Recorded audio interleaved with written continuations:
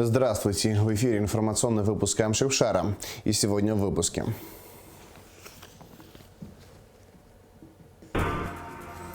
Встреча двух лидеров. В рамках первой Кавказской инвестиционной выставки встретились президенты Абхазии и Южной Осетии. Выдающиеся сыны абхазского народа. В Агу прошел круглый стол к 130-летию со дня рождения Нестора Лакоба, Ефрема Эшба и Николая Акиртава. В память о героях в Нижней Ишере открыли мемориальные плиты членов экипажа второго танка, сложивших головы в Отечественной войне народа Абхазии. В Минеральных водах состоялась торжественная церемония открытия первой Кавказской инвестиционной выставки, в которой приняла участие делегация Абхазии во главе с президентом Асланом Джане. На выставку прибыли гости со всех регионов Российской Федерации. Участников и гостей выставки приветствовал заместитель председателя правительства России Александр Новак.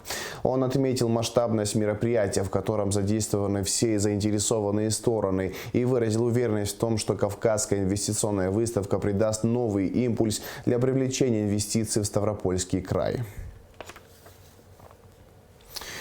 Председатель правительства России Михаил Мишустин посетил стенд нашей республики в рамках Кавказской инвестиционной выставки в Минеральных водах. Аслан Джане и Михаил Мишустин затронули вопросы перспективных проектов, планируемых к реализации в Абхазии, планы по газификации, открытие аэропорта и проекты в области туризма. В рамках первой Кавказской инвестиционной выставки Минводы-Экспо состоялась встреча президентов Абхазии и Южной Осетии. Аслан Джане и Алан Гаглоев обсудили ряд актуальных вопросов по укреплению и углублению братских связей.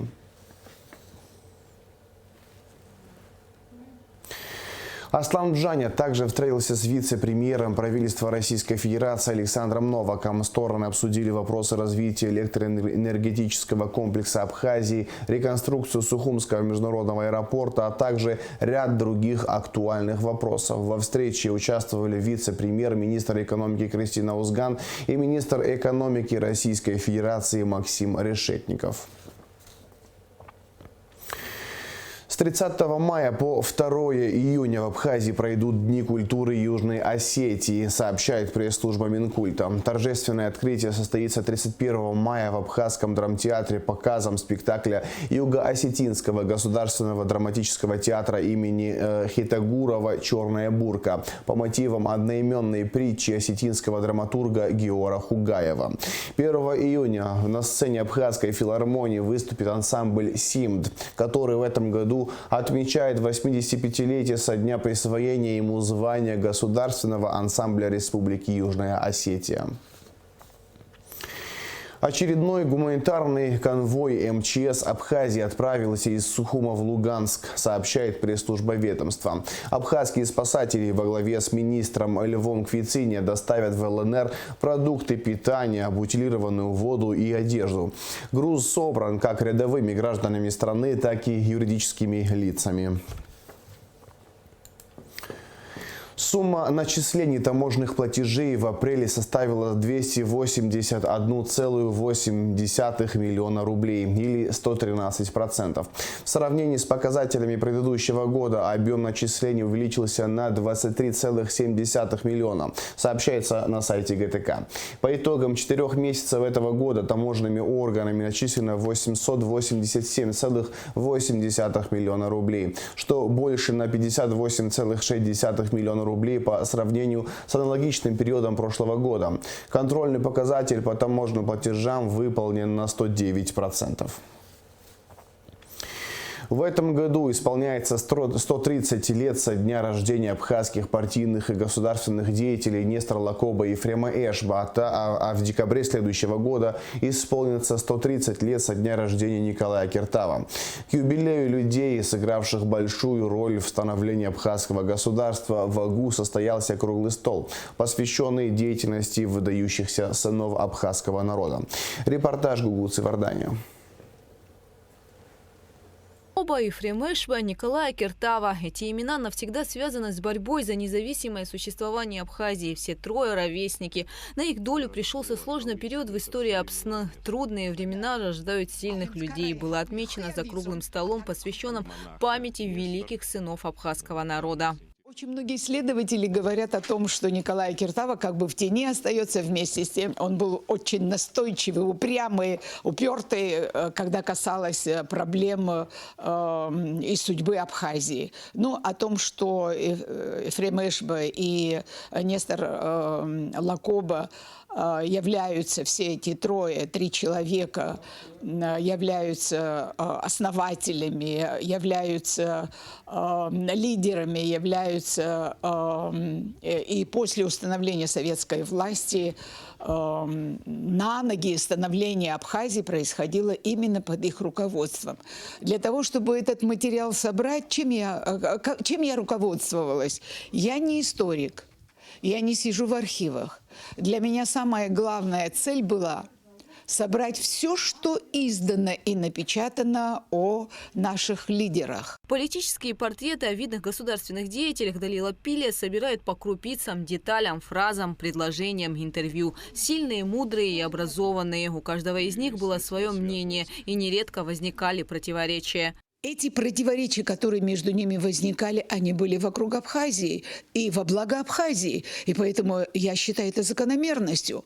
Хотя Ефрема Эшба очень быстро убрали из Абхазии, потому что он был сильный теоретик. Это подчеркивал всегда Лакоба.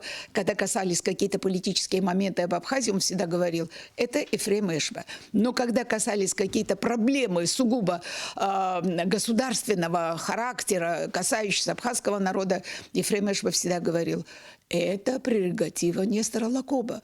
Он близко знает, он хорошо знает, он чувствует абхазов, крестьян, и поэтому здесь он должен быть. Но Николай Кертава, вы знаете, это был высокообразованный человек, человек, который первым подписал образование Союза Советских Социалистических Республик. Выступавшие рассказывали о тяжелых судьбах политических деятелей и их семей. Историки отмечают, что многие аспекты их жизни все еще остаются тайной. Вот в 1936 году, если не ошибаюсь, 3 апреля, была встреча у них Нестора с Ефремом Эшбой. Они всю ночь проговорили, об этом говорится в дневниковых записях Эшба. И очень многое, в общем, выяснили между собой. И в частности, говорится о том, какую роль играл Берия, вот, какую роль играл Сталин во всех этих перипетиях. А потом вы знаете, что уже произошло. Вообще 1936 год был роковой для них, для всех. Вот. И в этом смысле, конечно, Нестор раньше закончил свою, так сказать, жизнь, был отравлен в декабре 1936 года. Они находились в заключении, но прожили немногим больше. Станислав Лакоба подчеркнул, что в начале 1921 года Эшба выступил инициатором провозглашения независимости Абхазии при поддержке Ленина. Его единомышленниками были Лакоба и Акертава. Заслуга Эшба состоит в том, что ему тогда удалось, несмотря на противодействие Сталина и Орджоникидзе, переломить ситуацию в пользу провозглашения независимой СССР Абхазия. Историк упоминает о разговоре Эшба с Орджоникидзе по прямому проводу. А потом, когда ситуация уже поменялась, вы знаете этот драматический его разговор по прямому проводу с Орджоникидзе, где было очень много, в общем, сказано. И фактически я это понимаю так, и по-другому невозможно понимать, что это было санкцией Ленина. Все, такой разговор не мог быть. Иначе с такой фигурой, как Орджоникидзе, а значит и Сталин. То есть он настоял на этом. И то, что совещание проходило в Батуми, тоже говорит о многом. Это как раз следствие той поездки, которая была в Турцию. Там, безусловно, были договоренности определенные вот, относительно того, что Батумская область, ныне Аджария, перешла фактически Грузинская ССР. Вот. И в обмен, конечно, по всей видимости, Абхазии были обещаны некие преференции, потому что в одном из отчетов которые потом обнаружил Владимир Новиков в архиве, там Эшба ссылается о положительном батумском примере. Он говорит, особо выделяет этот момент. Ну, что это такой батумский пример? Ну, понятно, 16 марта был подписан советско-турецкий договор, а 18 марта вдруг советская власть в Аджаре, в Батуми устанавливает. Ну, таких совпадений не бывает. Тяжелое время рождает сильных людей. Сильные люди создают хорошие времена. Да. И вот так вот последовательно. Возможно, у нас в 70-х, 80-х годах были на самом деле хорошие времена, которые, к сожалению, вот нас и родило. К беседе по видеомосту присоединился и внук Ефрема Эшба Виктор Эшба Абрамян. Он поделился воспоминаниями о своей семье. В ходе круглого стола его участники упомянули о поездке Лакоба и Эшба в Турцию, где они сумели добиться от абхазской диаспоры поддержки действий Кемаля Ататюрка. И, наверное, отмечают историки, благодаря этому Абхазская Советская Социалистическая Республика получила признание. Турецкое национальное собрание проводило в основном эту работу. А часть территории Турции значительная была под оккупацией английской.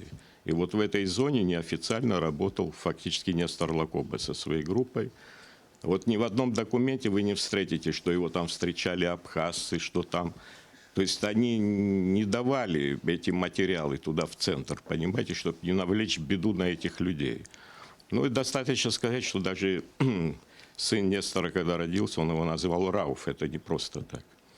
Ну, есть, кстати говоря, сведения еще и другие, что отец царей, он был в родственных отношениях с Ататюрком. Это немаловажно. То есть здесь было очень много интересного, очень много схожего. Но вы знаете, кто такой Рауф Урбай, Ашхару, адмирал. Он был потом, он возглавил фактически первое правительство турецкое при Ататюрке. Потом они с ним разошлись, ну, где-то 22-23 год. Вспомнили о том, что в Абхазии в то время не была проведена насильственная коллективизация. Эпизод, описанный Ефремом Эшба. Сталин отдыхал в своем санатории близ Сочи или Сухума. На веранде находились Сталин, Серго, Лакоба и приехавший из Кабарды Битал Калмыков. Это было, по-видимому, в 1930 году. Калмыков, желая поддеть Лакоба, при Сталине спросил: «А скажи, Нестор, а какой у тебя процент коллективизации?» Лакоба не понравился вопрос, несколько времени он сидел, утнувшись лицом в тарелку, и продолжал есть. Потом буркнул в ответ: 60. «А у меня 95», с торжествующими нотками в голосе сказал Битал. Лакоба долго молчал и вдруг задал Биталу вопрос: «А сколько людей ты расстрелял, пока добился этих процентов?» Орджоникидзе засмеялся, Сталин улыбнулся. Смущенный Битал ответил: «Ну, человек 200». Лакоба поднял голову и торжествующе сказал: «А я ни одного».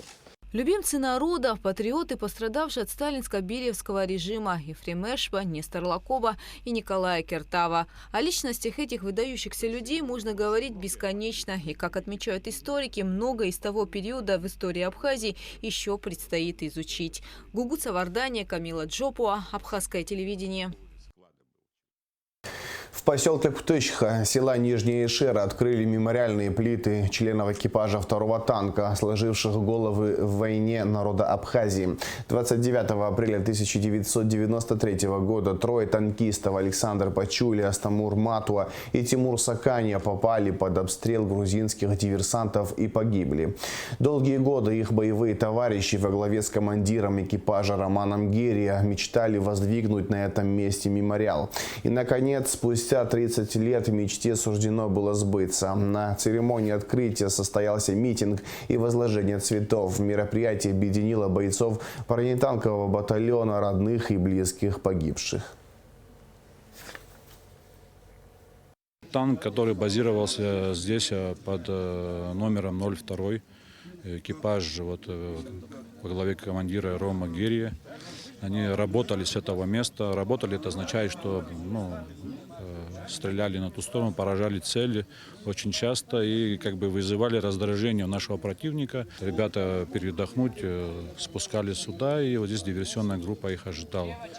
И в момент перестрелки трое из них, к сожалению, наши друзья были погибли. Рома Герия тяжело ранен, добрался до танка, отстреливался. К сожалению, мы потеряли таких вот боевых друзей своих ребят. Давно это вот у Ромы Герия была вот эта инициатива вот сделать вот здесь на этом месте память. До этого вот там на дереве вы видите вот камень, просто как памятный камень там был, но вот такой вот обелиск открыть вот было давнишняя как бы его мечта. Сегодня она сбылась. Он считал себе своим долгом это сделать. Администрация помогла, ребята все рядом стали. Это еще раз доказывает о том, что мы не забываем те времена. И напрасно наши враги думают, что это со временем сгладится. Наоборот, это чувство, может быть, можно сказать, даже усиливается. И мы хотим молодежи показать, чтобы они не забывали вот эти вот времена. Представительство Россотрудничества в Абхазии передало 576 книг о ракической средней школе. Подобные гуманитарные акции представительство проводит регулярно. Содействие в организации данного мероприятия оказал депутат Сухумского городского собрания Аик Калинжан. Напомним, что 23 марта в здании средней школы села Ракич произошел пожар, в результате чего кровля и второй этаж выгорели полностью. Серьезно пострадали и классы на первом этаже. Усилиями армянской общины Абхазии, местных властей и жителей села в школе проводятся ремонтно-восстановительные работы. В завершение выпуска расскажем о погоде. По сообщению Гидромедцентра, в четверг, 4 мая, на территории Абхазии не ожидается осадков. Температура воздуха ночью 6-11, днем 14-19 градусов тепла. Температура морской воды плюс 13 градусов.